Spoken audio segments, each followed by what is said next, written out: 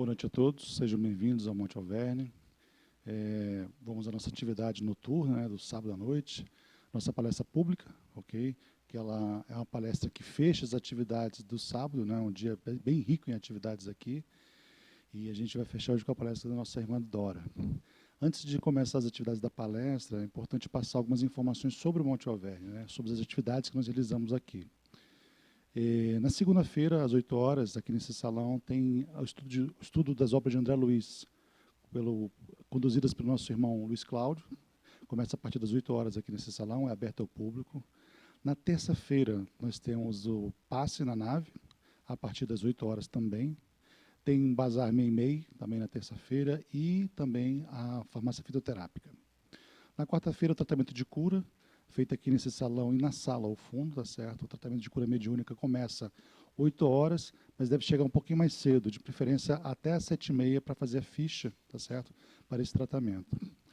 Na quinta-feira tem a sessão de desobsessão, começa a partir das 15 para as 8, também aqui nesse salão, tá ok? É uma atividade que é dividida em duas partes, né? A primeira parte todo mundo participa e a segunda parte apenas os médiuns participam da atividade. Na sexta-feira temos o desenvolvimento mediúnico, também começando a partir das 8 horas aqui nesse salão, tá ok? Também é aberto na primeira parte para todos, tá certo? E a segunda parte apenas um grupo vai entrar para a atividade prática dessa atividade. No sábado, que é o dia de hoje, o dia mais cheio, nós começamos cedo com o café da Irmã Dulce, lá no final, que é a cozinha da Irmã Dulce. O café que é oferecido para a comunidade, tá certo? Tem música, conversa, diversão, a partir das 7h30 da manhã. Às 9 horas tem evangelização. Às 9 horas também começamos a atividade de yoga na nave, tá certo? No anel de luz. 10h15 nós temos o passe. A partir das 10 horas temos o bazar, temos também a farmácia terápica e o bazar também está aberto a partir das 9 horas da manhã. E finalizamos a atividade com a nossa palestra pública às 8 horas aqui nesse salão. Temos algumas atividades assistenciais que são feitas pela casa, que são atividades nas quais qualquer um pode participar, basta entrar em contato com o coordenador dessa atividade e colaborar de alguma forma, seja contribuindo com algum item, com algum recurso financeiro ou participando com o trabalho, com a atividade mesmo, tá certo? No primeiro sábado de cada mês temos a sopa do Dilton, é uma sopa que entrega à comunidade carente, ela começa a ser preparada a partir das 2 horas da tarde, lá na cozinha da Irmã Dulce, por volta das 6 horas ela sai para entrega, tá certo? São entregues cerca de 200 a 300 sopas, né, para a comunidade. No segundo e no quarto domingo de cada mês tem também o grupo Solidariedade que Alimenta, que é um grupo que prepara marmitas também para entregar para a comunidade carente. Essa preparação começa a partir das 8 horas lá na cozinha da Irmã Dulce, por volta de meio-dia, meio-dia e meio, o pessoal sai para fazer entrega também, tá certo? E, além disso, temos a atividade também de São Gabriel, né, que é feita geralmente no terceiro domingo de cada mês. Excepcionalmente, esse mês será na semana que vem. O pessoal se reúne aqui no monte, aqui na frente, a partir das 7h45, não é isso, mais ou menos? 7h30, tá certo? Para uma atividade que atende a comunidade de São Gabriel, ok? Além disso, temos também o trabalho que é feito no Hospital de Base, o Grupo Irmã Dulce, né, que leva música, leva lanche, leva alegria e conforto para pacientes e também para acompanhantes e profissionais de saúde que estão naquele hospital de base, tá ok? Então, são várias atividades, né, que vocês podem participar, se tiverem interesse e disponibilidade, contribuindo com pessoas que estão necessitando, né, de um pouco de apoio, um pouco de auxílio. Além disso, esse mês, um detalhe a mais, a gente começou uma campanha de arrecadação de itens de higiene, para serem entregues também durante as marmitas ou a sopa, tá certo, para a comunidade de rua.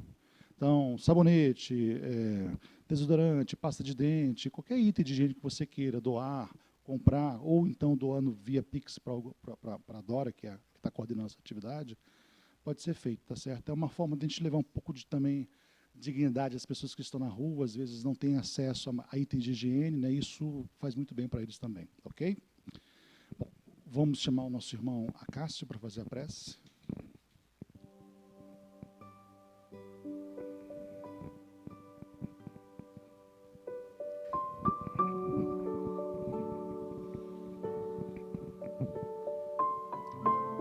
Caríssimos irmãos e irmãs, vamos elevar os nossos pensamentos a Jesus, nosso Mestre querido, Senhor de nossas vidas, Senhor de nossas almas.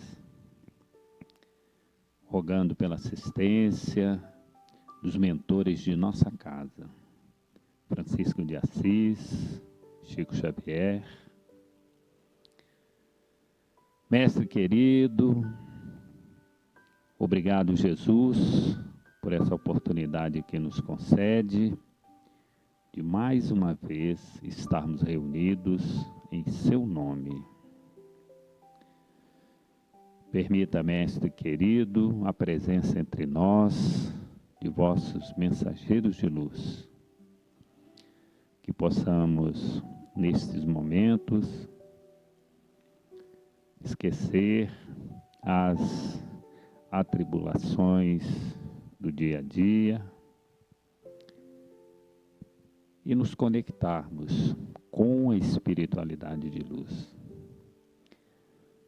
para que possamos ter os nossos pensamentos harmonizados, os nossos corações acalentados, de maneiras que possamos estar receptivos à mensagem da noite de hoje. Pedimos, Jesus querido, muita luz, muito amparo e muita intuição para nossa irmã encarregada do estudo desta noite.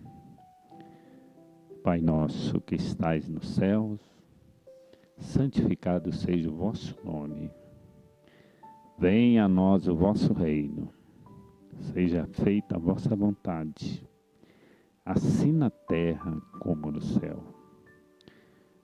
O pão nosso de cada dia nos dai hoje. Perdoai as nossas ofensas, assim como nós perdoamos a quem nos tem ofendido. E não nos deixeis cair em tentação, mas livra-nos de todo o mal. Que assim seja.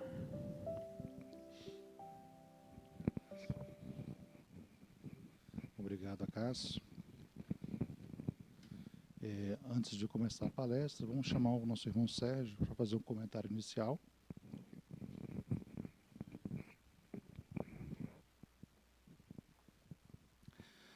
Boa noite, meus irmãos e amigos. Nosso comentário será breve. Nos ocorreu ainda agora, Delano falando sobre as atividades que o Monte Alverne desenvolve. São várias atividades, não só com caráter espírita cristão, como também assistencial fora das nossas dependências aqui. Então, é um pequeno trecho que Emmanuel coloca no livro Perante Jesus, da editora Ideal. É um trecho que nos marcou muito e nós sempre estamos citando esse trecho aqui, que nos diz Emmanuel: quando a lei divina nos procura em nosso endereço e nos encontra trabalhando no bem, manda a misericórdia que as nossas provas sejam adiadas indefinidamente. Palavras de Emmanuel que nós não podemos contestá-las. Quando nós estamos inseridos numa atividade voltada ao bem e somos procurados pela lei divina,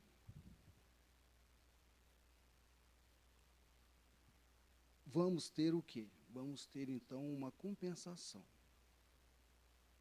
Poderemos sofrer provas, poderemos continuar sofrendo as intervenções da lei de causa e efeito, mas, nos diz Emmanuel, as nossas provas podem ser até atenuadas e adiadas indefinidamente. Então, é uma simples marmita, é um simples kit de higiene, é um simples olho no olho, um sorriso fraterno, um passe que se aplique. Todas essas atividades estão voltadas para o bem. Para o nosso bem, em primeiro lugar. Para a nossa melhoria. enquanto seres humanos, para então nós enxergarmos o próximo como nosso irmão de verdade. Então, meus amigos, as dores, muitas dores que nós sentimos vão ser suavizadas, muitos traumas vão ser suavizados, muitas fobias, muitas síndromes. E fica agora um comentário mais particular. Isso não vai ser curado também, né, meus irmãos? Não vamos ser tão ingênuos assim. Uma vez a cada 6 meses, eu vou lá uma vez por ano, quando tem a festa junina, eu vou ajudar quando eu precisar. Não é bem assim que funciona. Há necessário uma perseverança. Porque há quantos milênios que nós vemos dando cabeçadas? Há quantos anos? O Evangelho é bem claro. Jesus nos chama há anos e anos para segui-lo e praticar um pouquinho a lei de caridade. Então, agora nós vamos ter que correr contra o tempo. E asseguro, vale a pena, meus irmãos. Vale a pena trabalhar na obra do bem, exercermos a caridade, mesmo que de forma imperfeita, porque ainda somos imperfeitos. Agora, pensemos nisso. A lei divina vindo nos visitar e nos encontrando, mexendo ali a sopa, né, Delano? Um abraço fraterno e um irmão mais necessitado do que nós. Isso vale a pena. Isso vai ser debitado a nosso favor. Debitado a nosso favor, não. Isso vai ser debitado dos nossos erros pretéritos. E aí nós vamos crescendo, crescendo e crescendo e crescendo. Que Jesus nos abençoe e abençoe a palestra da nossa irmã. E que sejamos todos abençoados nessa noite. Muita paz, muita alegria.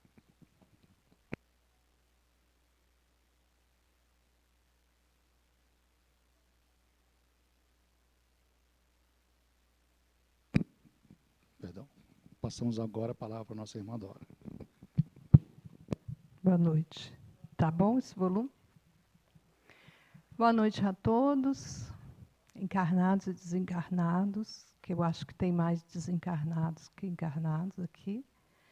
Sejam todos bem-vindos e para nós, além da responsabilidade, que ontem eu estava dizendo, que é uma responsabilidade muito grande a gente vir aqui falar, porque nós que ainda estamos nesse mundo, que ainda somos tão imperfeitos, nós ficamos sempre entre o exibicionismo diante dessa câmera e o medo de sair correndo, a vontade de sair correndo dela também. Porque somos muito pequenos ainda, não temos a verdade. Estamos ainda tentando. E aí, quando a gente vem aqui, a gente vem trazer coisas que a gente aprendeu, coisas que a gente acredita, que a gente conseguiu entender um pouquinho, e que, de certa forma, fez diferença na nossa vida. Daí a nossa vontade de compartilhar coisas com vocês. Claro que vocês têm todo o direito de discordar, mas sempre que a gente consegue dar um passo, a gente fica com vontade de falar para o pessoal que está do lado assim, vamos também, porque por aqui é bom, né? E hoje nós vamos conversar sobre um tema bem interessante de uma carta de Paulo. Em tudo dai graças. Essa carta é uma carta aos Tessalonicenses, e ele diz assim: viveis sempre contentes, orai sem cessar. Em todas as circunstâncias dai graças, porque esta é a vontade de Deus em Jesus Cristo. Examinai tudo, abraçai o que é bom, guardai-vos de todo o mal. E aí, a gente falar das cartas de Paulo, é muito importante a gente falar um pouquinho sobre Paulo. E falar sobre Paulo não é fácil, porque tem tanta coisa para se falar sobre Paulo, e o tempo não espera, né? O tempo não para, já dizia Cazuza. Esse livro aqui, para quem ainda não leu, eu recomendo, ele é maravilhoso. A gente lê uma vez, se encanta, lê outra vez, se encanta de novo, e aí a gente passa a estudar esse livro. Porque são coisas, são desafios que esse homem enfrentou, e que são desafios que a gente traz para a nossa vida, que é uma transformação de vida. E foi interessante que ontem, na nossa reunião mediúnica, até foi colocado isso. Foi um resgate, foi uma transformação que poderia ter levado várias encarnações, mas que ele consegue fazer numa vida só. Tamanho empenho dele nesse trabalho de vida dele. Ele era Saulo, né, antes de ser Paulo, filho de uma família abastada, farisaica. Os fariseus eram uma ala dentro do judaísmo, que eram pessoas assim, tipo a elite do judaísmo, né? Então, pessoas abastadas, que esse menino, Saulo, foi criado desde muito cedo para ser um líder, para ser um doutor da lei. No judaísmo não existia, eu não sei agora, mas não existia uma lei civil. A lei era a lei de Moisés, que resolvia todas as questões. Então, um doutor da lei, ele, além de saber tudo sobre as leis de Moisés, as leis ligadas à questão religiosa, dentro das leis de Moisés também existem as leis de regulação moral, porque aquele homem que teve de comandar aquele povo, ele tinha de criar também normas, né, de convivência, né, de regras de convivência. E esse menino Saulo, ele foi criado dentro disso, dentro do rigor daquelas leis de Moisés, e dentro de um orgulho da raça. Os judeus, eles sempre tiveram muito orgulho por se considerarem o povo escolhido de Deus. Mas dentro do judaísmo, os fariseus se consideravam ainda mais orgulhosos. São aquelas escadinhas, né, que a gente conhece dentro das religiões, dentro das instituições. Então, Saulo foi esse menino criado para ser o cara, né? O líder, o dirigente, e muito jovem ainda, já tinha conquistado muito espaço dentro do Sinédrio, né? Que era, como diria, hoje a gente tem, dentro da Igreja Católica, tem o quê? Tem o Vaticano, tem os bispos, né? Tem essas regulações. O Sinédrio era o mais alto, não é instância, esse é o nome, a mais alta instância dentro do judaísmo, nas sinagogas. E ele, então, muito jovem ainda, ele já era um doutor da lei. Ele já era esse cara líder, esse cara que já mandava e desmandava, né? E ele não conheceu Jesus ainda durante o ministério de Jesus, mas ele conheceu os discípulos de Jesus. E ele se sentiu muito ofendido por ver aqueles homens simples, humildes, socorrendo pobres e desvalidos. E dentro daquela simplicidade, daquela humildade deles, eles mostrarem a ele. Isso é claro que a gente tem dificuldade para reconhecer, mas ele sentiu como que um tapa na cara de perceber a grandiosidade moral daquele povo, da Casa do Caminho. E, especialmente, um rapaz chamado Estevão, que eu não vou contar o livro todo, porque senão quem não leu não vai querer saber de ler, né? Que é esse aqui, que é o sócio dele, né? Que vai andar com ele a vida inteira. Estevão era um rapaz, um jovem também, que foi atendido na casa do caminho, e ele foi criado dentro do judaísmo, mas quando ele conhece o cristianismo, quando ele conhece a Boa Nova, trazida pelos homens da Casa do Caminho, que era a casa liderada por Pedro, principalmente, ele se encanta, porque ele é ganho pelo amor que esses homens trazem, com o amor que eles cuidam das pessoas ali. Porque dentro do judaísmo não era comum se preocupar com velhos, com desvalidos, com doentes, né? E aí Saulo ainda tem um embate com Estevão, e ele se sente muito ofendido pela superioridade moral de Estevão. Mas é lógico que o nosso orgulho não vai admitir assim, tipo, poxa, eu estou vendo que esse cara é superior moralmente. O que ele faz? Ele vai lá dar um murro na cara do Estevão, né? Volta para lá, para o Sinédrio, manda prender Estevão, condena Estevão à morte, e daí em diante ele passa ele estabelece toda uma perseguição aos cristãos. Muito alucinado, porque ele se torna, aquilo ofendeu muito o orgulho da raça dele, né? Aquele homem criado para ser o líder, e como assim, um carpinteiro? Vocês estão falando em nome de um carpinteiro que veio lá de Nazaré, né? O que pode vir de bom de lá? E aí ele, muito loucamente, ele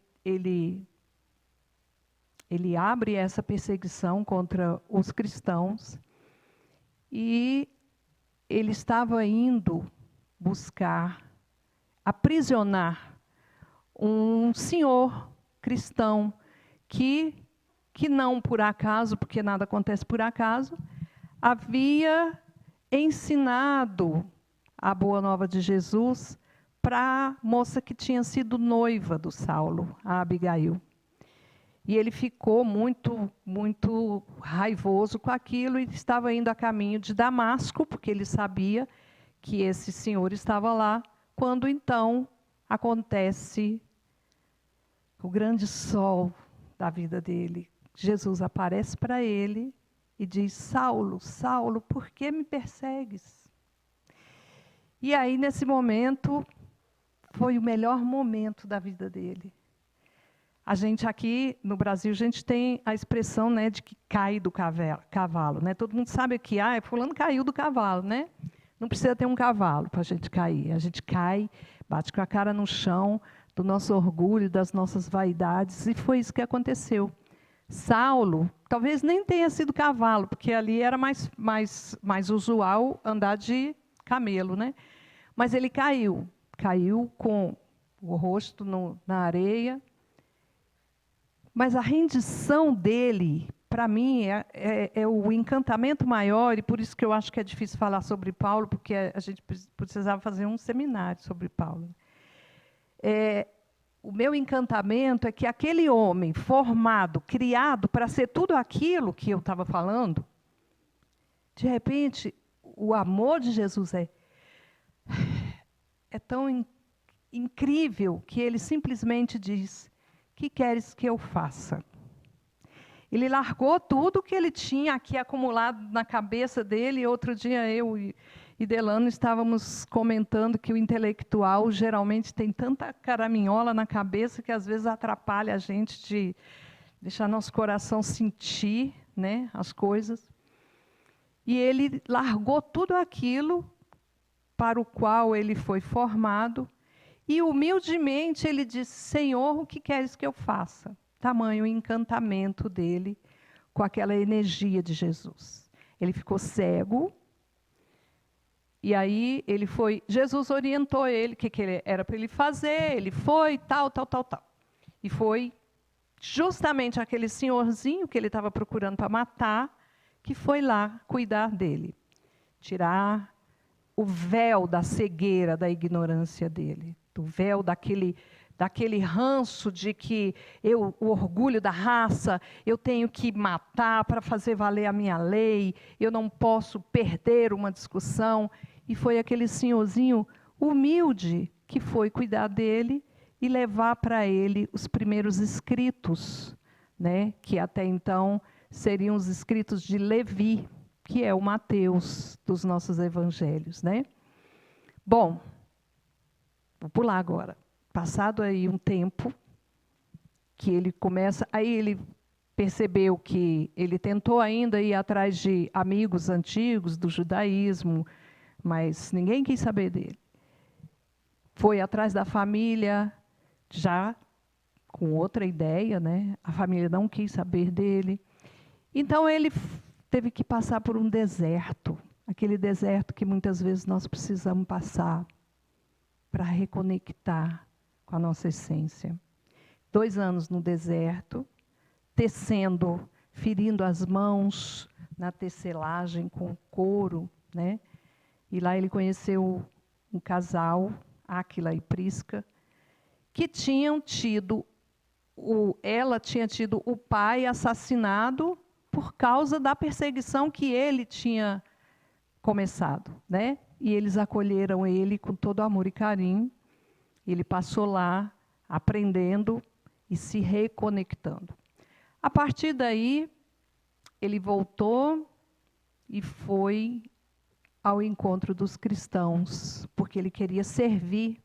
E ele que tinha sido um orador incrível, que chegava né, e tinha aquela facilidade, não ficava aqui gaguejando como eu, ele não conseguiu falar, porque agora ele tinha que passar por um outro processo. E foi interessante ontem, né, que a gente falou sobre se a sua mão é motivo de escândalo, né, é preferível que você perca a sua mão. E aí a gente estava falando sobre isso. Antes, a palavra dele foi usada para insuflar as pessoas, o orgulho das pessoas. Foi usado de maneira equivocada, porque, na verdade, ele acreditava naquilo que ele estava pregando. Ele acreditava, sinceramente, que a forma de defender a lei de Moisés era a todo custo. Só que não entrava amor na coisa. Aí é o grande problema. Tinha a defesa intransigente das leis de Moisés, mas faltava amor. Então, assim, se você não está comigo, você é meu inimigo, então posso mandar te prender, posso mandar te apedrejar. E aí ele passou um bom tempo sem conseguir sequer ser um orador. Teve que fazer mais um esforço. Ele ficava, e eu gosto muito dessa parte também, ele ficava arrumando as cadeiras dos lugares onde eles se reuniam. Ele ficava cuidando da parte que os invisíveis costumam cuidar, né? Que a gente varre, arruma a cadeira, enche o copinho d'água, até que ele conseguiu novamente readquirir a capacidade de falar, só que agora de outra maneira, levado pelo grande amor que ele já tinha dentro dele, porque, na verdade, todos nós temos uma semente divina aqui dentro de nós. Jesus falava com os discípulos dele que o homem faz besteira muito mais por ignorância do que por maldade, né? E eu sempre que vou ler algumas mensagens desses livrinhos aqui, quando tem que fala assim, o sol nasce sobre os bons e sobre os maus, eu não gosto de ler sobre os maus, eu digo sobre os ainda não bons, porque um dia todo mundo vai ser bom. E aí, Saulo ainda era Saulo. Saulo começa e ele estava pobre, totalmente pobre. É interessante, eu vejo isso, porque lá no Evangelho de Mateus, tem assim: então disse Jesus aos seus discípulos, se alguém quiser vir após mim, renuncie-se a si mesmo, tome sobre si a sua cruz e siga-me. E foi exatamente o que aconteceu com ainda Saulo, que depois virou Paulo. Porque a partir do momento em que ele é ganho pelo amor de Cristo, a sua rendição é tão total que ele ele decide deixar para trás tudo. Dinheiro, família, e foi difícil, foi duro para ele. Ele foi procurar a família e eles o rejeitaram. Depois o pai ainda mandou, amor de pais, né? Ainda mandou um saco de dinheiro lá para ele, e ele ficou na dúvida se ele ficava no orgulho de não aceitar ou se ele pegava aquilo ali porque ele precisava. Mas ele ficou sem nada, ele largou tudo para seguir Jesus. E aí foi que ele começou, então, o trabalho realmente. E aí ele sai, vem de lá do Oriente, em direção ao Ocidente, criando células de cristianismo, né, que não tinha esse nome ainda também, de cristianismo. Passando pelos lugares, imaginem que as viagens eram feitas a pé, né, e foi por onde ele passava, ele deixava um núcleo da Boa Nova, um núcleo que ele foi dando o nome de igreja, né? Igreja com I maiúsculo, né, gente? E ele foi fazendo esse trabalho, aí, vejam bem, o pessoal lá da Casa do Caminho, lógico que tinha até medo dele, mas ele teve que, de repente, conquistar a confiança daqueles homens que tinham sido os discípulos que andaram com Jesus, né? E ele teve de conquistar a confiança, porque aí ele passou a ser considerado mais um daqueles, né, dos homens de Jesus. E só para frisar aqui, eu já fiz uma palestra sobre isso, tinha mulheres também, tá? Os homens, porque eram os 12, mas muitas e muitas mulheres foram também discípulas de Jesus. E fizeram um trabalho maravilhoso. Então, Saulo, que depois passou a ser Paulo, sai criando igrejas cristãs, né? Numa luta muito árdua, porque em vários lugares ele foi açoitado, ele foi preso, ele foi levado para deixado no lixo para morrer. E os principais adversários dele eram exatamente os judeus. Ele, na verdade, ele provava do próprio veneno, daquela coisa do orgulho da raça. Os judeus, aonde ele chegava, aí já acompanhados de outros, né, do Barnabé, depois, mais tarde, teve Tito, Timóteo, outros cristãos que têm uma importância muito grande. Quando a gente lê lá na Bíblia as cartas de Paulo, a gente percebe essa importância de toda essa equipe que Paulo foi formando também. E por onde ele passava, os judeus eram os maiores adversários dele. Por quê? Porque ele ia pregar na sinagoga. E aí ele começava a pregar, e ele primeiro exaltava a lei de Moisés, porque Jesus disse para todo mundo, olha, eu não vim derrogar a lei, eu vim melhorar, né? Fazer com que ela receba amor, né? E aí ele chegava, começava a pregar, estava tudo muito bem, enquanto ele falava de Moisés.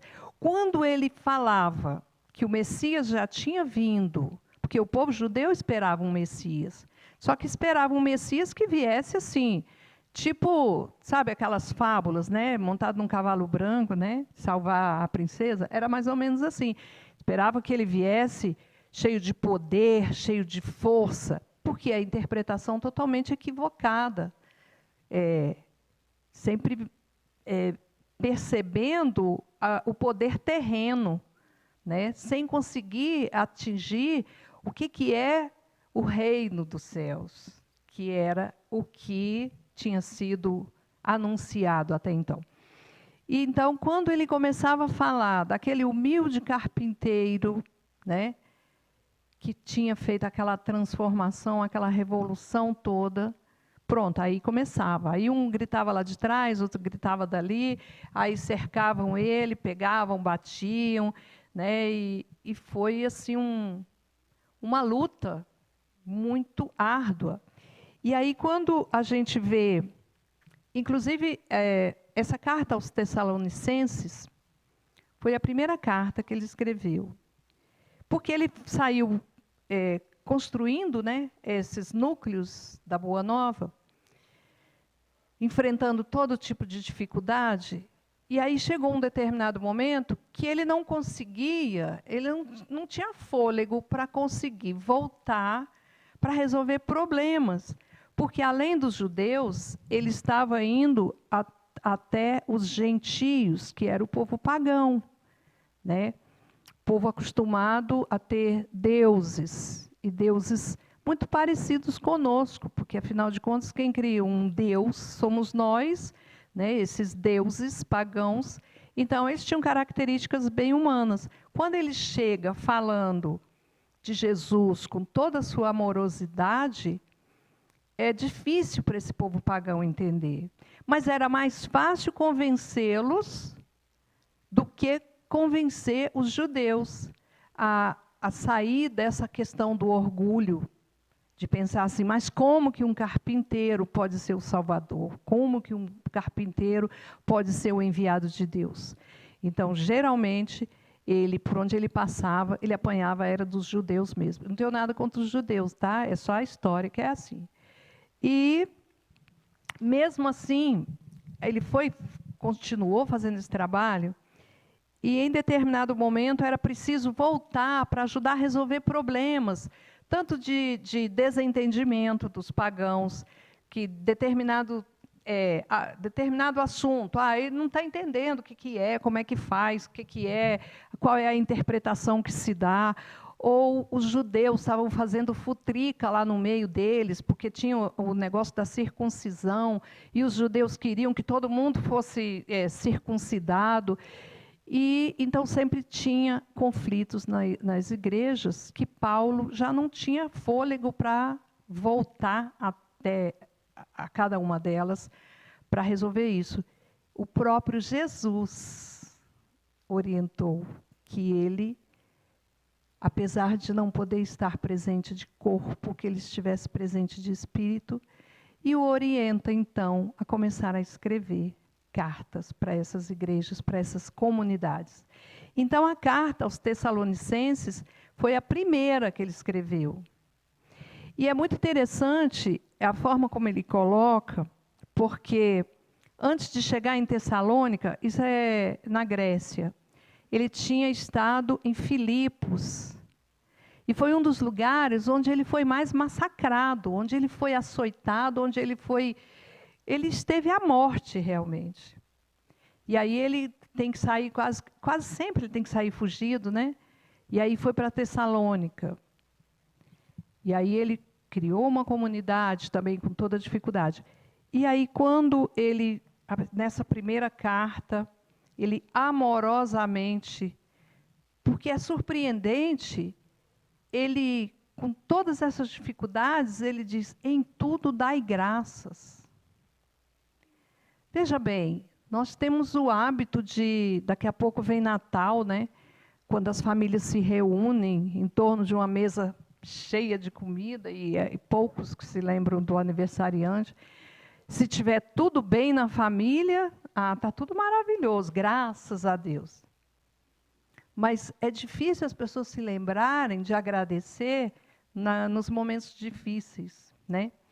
E ele, ainda assim, vivendo nessas condições, ele doente, e ele trabalhava para se manter, para não ser pesado para ninguém, ele carregava o tear dele, fazia longas distâncias, carregando o seu tear, aonde ele chegava, ele conseguia ou se empregar em determinado lugar, ou colocar a banca dele lá para fazer, né, o trabalho. E mesmo assim ele diz, vivei sempre contentes, orai sem cessar, em todas as circunstâncias dai graças, porque esta é a vontade de Deus em Jesus Cristo.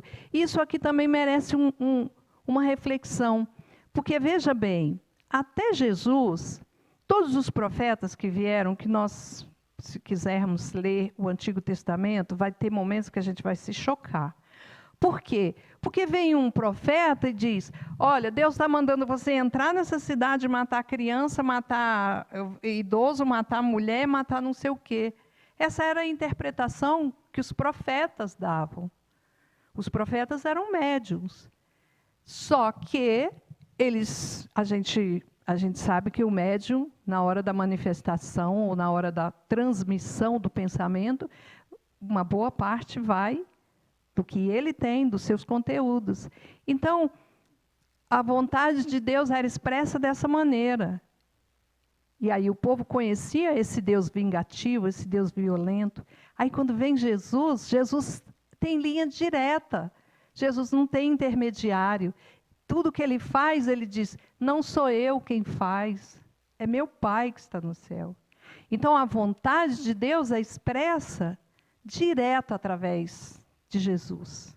Então, quando o que Jesus fala, o que Jesus ensina, é o que Deus quer que nós aprendamos, quer que a gente faça. E ele mostra isso. E aí ele diz, examinai tudo, abraçai o que é bom, guardai-vos de todo o mal. E aí, toda manhã, a gente acorda e você pode olhar para uma janela e ver um céu maravilhoso e pensar, nossa, mas Jesus me ama mesmo, porque ele, como arquiteto desse planeta, ele fez isso. Olha as cores que ele usou.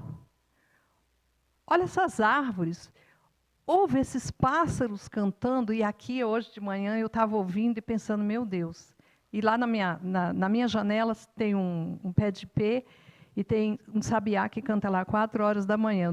Eu nem fico brava dele me acordar, porque eu acho que isso é graça, né? Isso é presente. E aí, quando a gente acorda de manhã, você pode escolher olhar a vida com olhos de gratidão, ou você pode simplesmente olhar e começar a reclamar. E aí, recentemente, eu li esse livro aqui, Um Dia Sem Reclamar. Ainda não consegui passar um dia inteiro, não. Estou tentando. E ele é muito interessante que são dois acadêmicos, eles não são religiosos, mas eles vêm falando do poder da gratidão na nossa vida, do quanto a nossa vida muda quando a gente começa a entender que tudo é graça, que tudo é presente. E aí a gente fica pensando assim, realmente, a gente é o quê aqui? A gente é tão pequenininho, num planeta tão pequenininho, que o nosso Sol, que tem essa potência toda que está acabando com a gente por esses dias, mas que não é culpa dele, um dia vai acabar, vai sumir, vai apagar, porque é das menores estrelas que existem, tão insignificantes que nós somos. Se não é o amor de Deus para nos manter, para manter a gente vivo, para manter a gente respirando, para manter a gente aqui falando, o que nós somos? Nada. Eu sempre falo assim, que falar de Deus é difícil, falar com Deus é difícil, porque é como se o grão de areia fosse querer entender o oceano. Talvez a nossa proporção diante da vida. E esses acadêmicos aqui, eles fazem uma proposta dentro da questão do dai graças. Eles, inclusive, citam essa orientação de Paulo, né? E porque aí eles falam assim, tudo nos foi dado como presente de Deus. A nossa vida, a nossa encarnação. Nós sabemos, e daí eu falo assim, que se eu fosse de outra religião, talvez eu não conseguisse.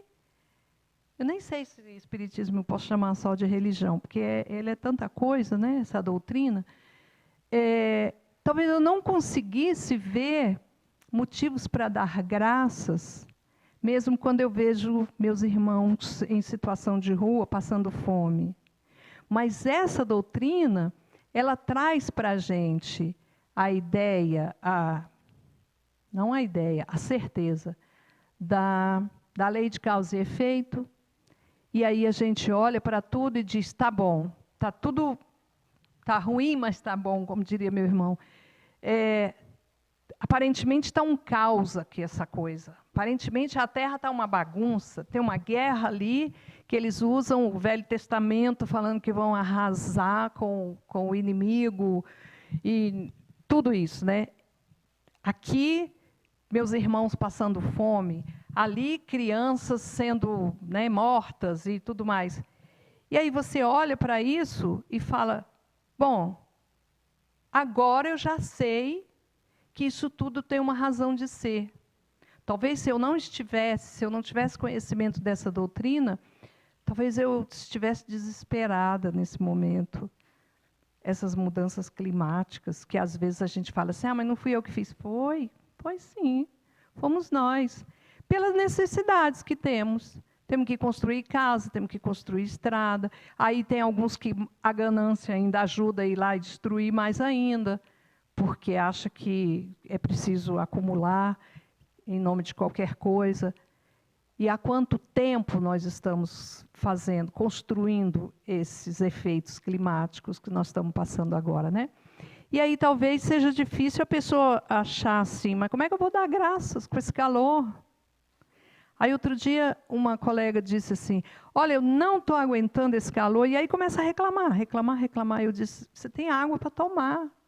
Você sabe quantos milhões de pessoas nesse mundo que não têm acesso à água potável? Que não têm condições de ter uma água limpa para tomar? Uma água. Ontem aconteceu um fato lamentável num show. Os organizadores do show não deixavam ninguém entrar com uma garrafinha de água, coisa que para nós aqui já é uma coisa comum, né? Não deixava ninguém entrar com garrafa de água, e a água vendida a um preço estratosférico. E aí, dezenas de pessoas passando mal por causa de um calor com sensação térmica de 60 graus e sem água para tomar. E, infelizmente, uma moça veio a óbito.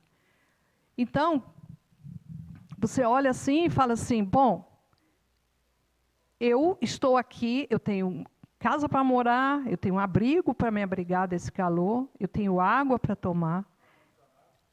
Não, em casa não tem ar-condicionado, não. Se você quiser mandar instalar, a gente está aceitando. Então, pronto.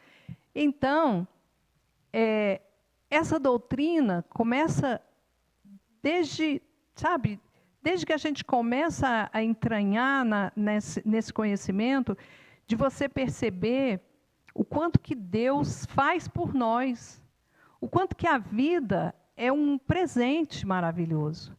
E tem gente que prefere abrir a janela da reclamação, ao invés de abrir a janela da plenitude, da gratidão, né? Então, eu falo assim, que é a gente que escolhe qual janela a gente vai olhar. E é preciso, nisso, ter uma determinação. Porque se Paulo, na condição em que ele estava, de quase morto, de tanto ser torturado, de tanto apanhar, porque a vida dele foi de apanhar, ele diz, em tudo dai graças, porque essa é a vontade de Deus, porque tudo que está acontecendo é a vontade de Deus. E aí alguém me pergunta assim, bom, mas então é a vontade de Deus que continue aquela guerra? Não, lá é a vontade dos homens, mas Deus permite que ela continue, porque enquanto eu estiver necessitando de uma lição, eu vou ter que passar por essa lição, porque aqui é uma escola. E é o sofrimento, é a dor, é que me impulsiona. E se eu não conseguir superar, é como na escola, se eu não conseguir, eu sou ruim de matemática, eu não gosto de matemática. Aí eu vou, faço a prova, não dei conta, vou repetir. Ano que vem, eu não estudo de novo, ou eu me embanano outra vez, eu tomo bomba de novo. Essa é a nossa vida. Enquanto a gente tiver que passar por lições, e nós que estamos nesse planeta de provas e expiações, e que todo dia a gente olha e fala assim, não, mas nós estamos caminhando para a regeneração. Caminhando a passo de formiga e com vontade. Não tem uma música dessa, do Lulu Santos? e sem vontade, né? Passo de formiga e sem vontade, assim caminha a humanidade.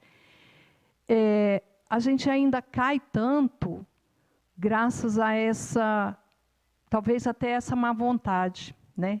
Da gente de apreciar o que a gente recebe no dia a dia, de esquecer de dar graças.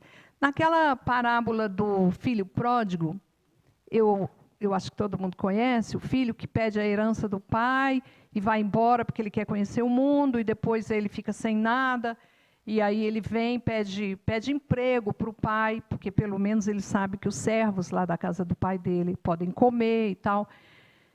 E aí, quando ele volta, o pai não aceita como servo, o pai o recebe com todo o amor que um pai, pelo menos todos, deveriam ter. E eu sempre acho que esse moço não está tão errado assim, de querer conhecer o mundo. Talvez ele tenha errado na forma, porque a herança não fui eu que construí, né? Então eu não tenho direito de ficar exigindo, e ele exige que o pai dê essa herança. Mas o que eu observo mais é aquele filho que ficou lá trabalhando com o pai. Ele recebe esse irmão com tanta má vontade, e aí ele cobra do pai. Mas eu sempre estive aqui trabalhando e você não deixou eu matar nem um cordeiro para festejar com os meus amigos. E aí o pai diz, mas tudo é seu. Sempre você esteve aqui comigo e tudo sempre foi seu. Só que ele nunca esteve lá. Ele estava só de corpo presente. Ele era como aquele mau funcionário que vai lá fazer o serviço porcamente, esperando que dê hora de ir embora. E acho que muitos de nós passamos pela vida mais ou menos assim. A gente não se sente parte. A gente não se sente parte da natureza, a gente não se sente parte da essência divina, da criação. A gente se vê como, não, eu sou outra coisa. Eu não sou cria disso tudo. E aí a gente vive de má vontade. E o nosso companheiro Borges, que volta e meia dá palestra aqui também, que eu acho que a maioria conhece, ele sempre fala assim, gente, se precisar tomar remédio para viver, tome remédio, mas viva de boa vontade. Procure um psicólogo, que ajuda muito também. Mas viva de boa vontade, porque o que não dá é para a gente viver de má vontade. Meu filho, quando era adolescente, ele, cheio de receio, cheio de medo, se precisasse ligar para alguém, ele dava uma crise durante uma semana. Eu dizia, menino, se você tem que passar por um incêndio, você vai puxar o freio de mão ou você vai acelerar? Então, se a gente tem que viver nesse mundo de provas e expiações, onde a dor é quem nos impulsiona, querendo ou não, nós vamos ter que aceitar, que aceita que dói menos, aceitar que a dor vai ser nossa companheira no dia a dia. Se não é uma coisa, é outra. Se não é dinheiro, é questão de família, é doença. Eu falo assim, que tem gente que reclama porque o marido isso, o marido aquilo. Tem gente que reclama que fala, eu queria era um marido.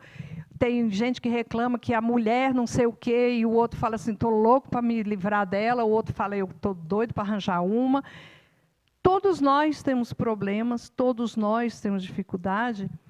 Mas quando a gente olha como parte do todo, a gente vai perceber, e é um exercício que esse povo aqui propõe, que a gente pare alguns minutos por dia para fazer um exercício da gratidão.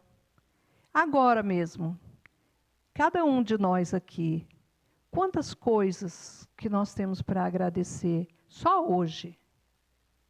Coisas que aconteceram hoje na nossa vida.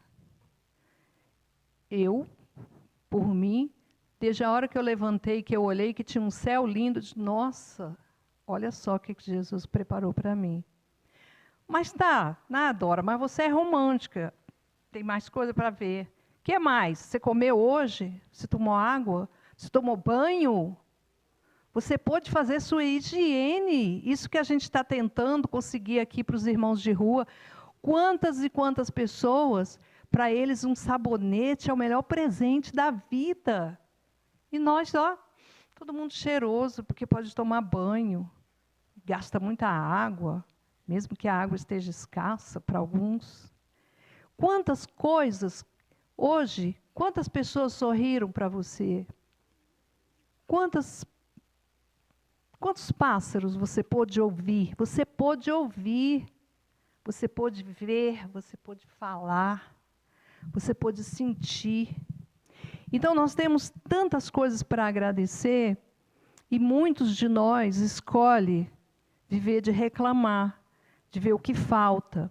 Quando a gente para de olhar o que falta, quando a gente sai do papel de vítima, e tem muita gente aqui que me conhece, que já sabe que eu já estive lá nesse pedaço da vida, de reclamar, de sofrer um sofrimento. Eu já tive depressão, de ter que tomar muito remédio. E eu não estou dizendo que as pessoas não tenham a doença da depressão e têm que fazer tratamento. Tem, mas só o remédio também não vai resolver. Porque eu considero que a depressão é um pedido de socorro do nosso espírito, de dizer assim, muda a sua rota. Você não foi bem para isso, você está errado no seu caminho, você foi para fazer isso e isso, você veio para ser essa e essa pessoa, você veio para ser uma pessoa plena, inteira, cheia de gratidão, e você fica aí no pequenininho, minha mãe não me amou direito, meu pai não me amou direito, eu apanhei, eu não sei o quê. Você fica vendo o lado ruim, o lado obscuro. E aí tem uma outra coisa que Paulo fala em um determinado momento, e todas as coisas que Paulo fala têm esse sentido, que eu falo que é da rendição dele ao amor de Cristo, e ele passa a pertencer. É tanto que tem um momento que ele diz, já não sou eu quem vive, mas é o Cristo que vive em mim. Tem um momento que ele diz assim, essa aqui é numa carta aos Filipenses, é o lugar onde ele mais tinha apanhado, inclusive. Ele diz assim, aprendi a contentar-me com o que tenho, sei viver na penúria e sei também viver na abundância. Eu acho isso magnífico. Estou acostumado a todas as vicissitudes, a ter fartura e a passar fome, a ter abundância e a padecer necessidade. Tudo posso naquele que me fortalece. Então, eu estou vendo que já está dando 9 horas, por isso que a gente começa a falar e não quer parar. Eu acho que uma das coisas que a gente precisa aprender nessa vida, porque as coisas estão aí. Tem uma música, eu sou bem musical, tudo que eu falo eu me lembro de uma música. Tem uma música do Paulinho da Viola que ele fala assim, as coisas estão no mundo, só que eu preciso aprender. E as coisas estão aí realmente para a gente aprender, e eu acho que dentro das casas espíritas, dentro das casas religiosas, quase tudo já foi dito. Os livros estão aí, mas a gente precisa agora mudar o nosso status, né? Agora com uma relação séria com a vida, séria e comprometida. E eu digo assim, olha para a vida, abre a janela e fala assim, vem, pode vir, vem que eu encaro. Mas eu encaro com bom ânimo, como Jesus nos disse, que Jesus nunca disse assim, entristecei-vos. Não, é assim mesmo, a vida não vale a pena. Não, ele sempre disse, alegrai-vos, tem de bom ânimo, né? E aí eu acho que o que a gente precisa fazer hoje é justamente isso. Abrir o peito, né? Abre a janela, abre o peito e diz, pode vir, vem, vai doer, mas eu vou rir a si mesmo, vai doer, mas eu vou cantar, eu vou dançar e eu vou agradecer, porque essa é uma grande oportunidade que eu estou tendo nessa encarnação. E eu acho que nós que estamos vivendo, nós vivemos pandemia, nós estamos vivendo coisas, né, que são coisas extremas, inclusive. Outro dia, vou dar uma notícia ruim aqui. Outro dia eu li no Correio que tem um vulcão que o povo achava que estava morto, que ele está muito soltando fumacinha, que talvez ele faça um bom estrago na Europa, né? E aí eu disse, bom, mas o Chico falou que a Europa vai sumir, seja pela água, ou seja por essas catástrofes. E o Chico falou que esse povo vem para cá, vem tudo para o Brasil, né? Tem espaço aqui ainda, né? Espero que venham na paz. Mas a gente está vendo todas essas coisas fazem parte do processo, né? A Terra nunca foi paradinha. A Terra vem sofrendo transformações há quantos bilhões de anos. E nós estamos vivendo condições que são muito favoráveis à nossa evolução. Porque cada dia que a gente está vivendo dificuldades, eu venho aí na 425 e falo assim, gente do céu, eu não aguento andar nessa rua, porque o povo anda a 20 por hora, não tem como você ultrapassar. Uma prova de paciência, não é fácil. Pela quarta-feira ainda tem a feira, né? Então, eu estou tentando melhorar, eu tenho saído de casa mais cedo, mas o dia que eu me atraso, aí eu fico desesperada. Aí eu venho atrás das pessoas assim, pelo amor de Deus, sai da minha frente. Mas eu já melhorei, porque antes eu xingava as pessoas com o vidro fechado, né? Sai, lerdo, essas coisas. Hoje em dia eu já falo, pelo amor de Deus, sai da minha frente. E aí eu falo assim, mais uma lição da paciência que eu tenho que aproveitar aqui. Então, tudo que a gente vive hoje, nas condições que a gente tem, e nós aqui todos podemos nos considerar privilegiados, porque todos estão banhadinhos, cheirosinhos, todo mundo comeu, todo mundo bebeu, não é verdade? Então, nós temos muitos motivos para agradecer. Eu tinha uma história aqui para contar, ainda dá tempo? É porque eu não sei se aquele relógio ali está... Eu conto, né?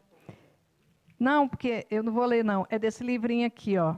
Esse livro, viu, Sérgio? Ó. Ele fica bravo porque os livros estão velhos. Livro lido é assim mesmo, né, gente? É livro mascado. É do livro Jesus no Lar. Não está, não. Está faltando, não. Olha só. A história se chama Resposta Celeste. Porque esse livro aqui conta de reuniões que Jesus tinha com os discípulos ao final das tardes. E quando eu digo assim, ao final das tardes, perto do lago de Genezaré, gente, eu chego a sentir a brisa vindo assim, ó. É uma maravilha. Eu recomendo também. Ele é muito bom para a gente fazer o evangelho no lar, porque uma história dá um seminário. E aí tem essa história que Jesus conta para os discípulos. Um homem, um senhor de bem, um senhor que pregava a palavra de Deus, tinha que fazer uma viagem de uma cidade até a outra. E quando ele pega a estrada, começa a ameaçar uma forte tempestade. E cai a noite, fecha o tempo, né? E ele fica até sem saber qual é a distância ainda que ele tem que percorrer. Mas aí ele pede a Deus, porque ele é um trabalhador, daquele que o Sérgio falou agora mesmo, aquele que está trabalhando, ele vai ter uma proteção maior, todo mundo tem, mas quem está servindo, ele vai ter mais, porque ele está sendo útil para mais gente. Então, ele pede a Deus proteção e segue o caminho. Aí ele encontra uma cova, assim, na beira da estrada. E aí a chuva já está começando a cair, ele acha assim, não, acho que eu vou encostar aqui nesse barranco e pode ser que eu consiga me proteger. E viajava ele e o cachorro dele. E aí, quando ele pensa em entrar para aquele barranco ali, vem um enxame de moscas, né? E ataca ele, ataca o cachorro, e aí eles têm que sair correndo. Aí ele já fica chateado, ele fica triste. Aí logo em seguida, seguindo o caminho, ele vê uma ponte, e do outro lado, um lugar que parece muito clarinho. Ele fala, é interessante, porque mesmo com o céu fechado, eu vejo tudo claro ali. E aí ele tem a ideia de atravessar essa ponte, mas quando ele vai para atravessar a ponte despenca, a ponte cai. E ele fica mais triste ainda, fala assim, mas não é possível, né, gente? Será possível que o céu está contra mim? Aí ele vai seguindo, ele encontra uma árvore bem frondosa que tem um buraco no tronco. Ah, então aqui vai dar. Eu vou entrar aqui e vou me proteger da chuva. Nisso cai um raio e parte a árvore. E aí você, nessa hora, você fala assim, mas está contra mim mesmo, né?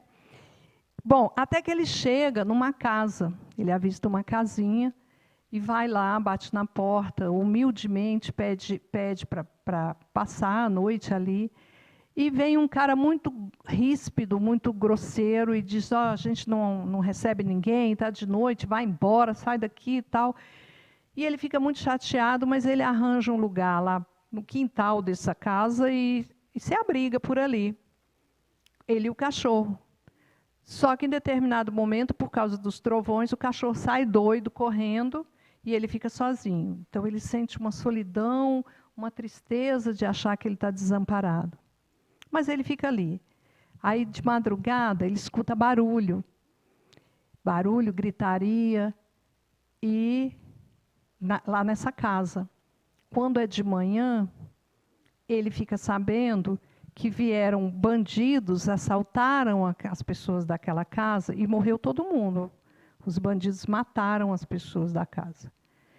E aí ele já começa a pensar, nossa, se eu estivesse lá dentro, e se o meu cachorro estivesse aqui? Ele ia fazer barulho e ia atrair esses bandidos para mim.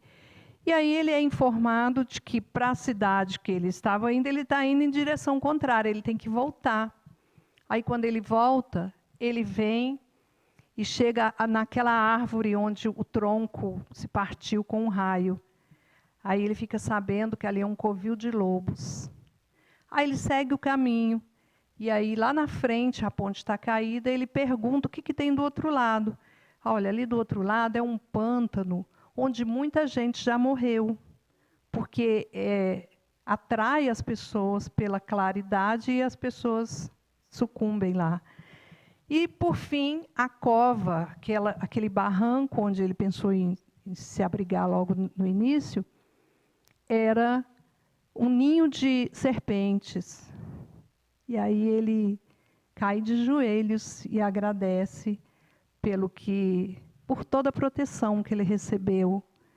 Porque tem momentos que a gente olha assim e fala assim, não, mas não é possível uma coisa dessa. Não é possível que eu estou abandonada, que ninguém está me vendo, que Deus esqueceu de mim. Só que talvez nem seja ainda nessa vida. Talvez as pessoas lá da Palestina não vão conseguir dizer graças a Deus que estão matando a gente. Mas quando eles chegarem do lado de lá, quando eles obtiverem a luz do conhecimento, do esclarecimento, eles possivelmente vão entender que está tudo certo, que aquilo ali vai contribuir para a evolução deles. Dói ver um irmão passando fome, dói ver um cachorro morrendo na rua, ou de fome, ou atropelado, sem socorro, dói. Mas tudo tem um porquê. E se a gente tiver um dedinho só da fé e dessa parceria que Paulo estabelece com Jesus, a gente vai falar, não, tá bom, gente, está doendo, mas eu vou levar a si mesmo. Com bom ânimo, com coragem, né? E dando graças a Deus. Eu falaria aqui mais uns 2 dias, mas acho que vocês já estão cansados. Muito obrigada, tá?